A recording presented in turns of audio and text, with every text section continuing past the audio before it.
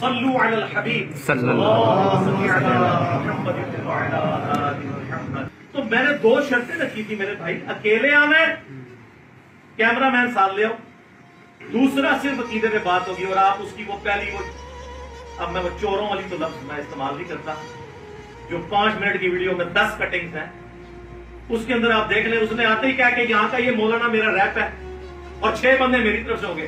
तू रस्से का मैच मेरे साथ खेलने आया, 6 बंदे तेरे साथ होंगे और ये मौलवी तो एड़ियां रगड़ते हैं मेरे साथ बैठने के लिए। मैंने तुम्हें इजाजत दी थी और कैमरामैन 6-10 सिक्योरिटी गार्ड लेके आ दो, बाहर बैठेंगे अगर तुम्हें सिक्योरिटी करना है।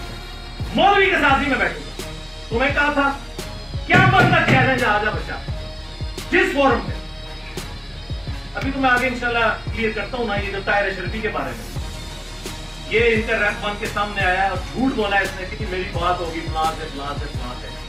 वो गवर्नमेंट का नुमाइंदा है ना ताहिर शरीफी, पीटीवी पे बुला मुझे, पूरी बैठा था, तकी उस्मानी को भी ले आओ, तीनों मुल्ले बैठो, सॉरी तीनों मौलाना को बैठो, तीनों मौलाना बैठो, मैं अकेला बैठूंगा।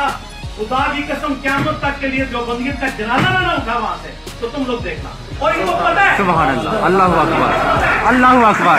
क्लैपिंग है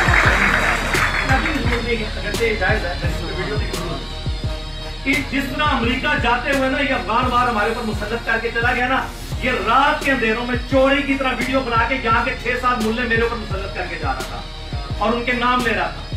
मुझे नहीं समझ आती, और बनु उमैया की चालें जहां से खत्म होती है ना वहां से मेरी अकल स्टार्ट होती है।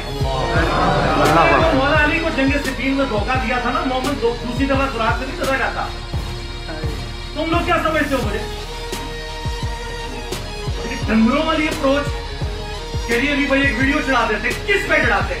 मेरी पहले दिन डिमांड है अकेला बंदा आएगा, कैमरामैन आएगा, ठीक है, और सिर्फ अकीदे पे बात होगी। उसकी आप वीडियो देख रहे हो, उसने कहा है मैं उन मसलों पे भी पहले 1.5 घंटे बात करूंगा, तू वही बातें रिपीट कर।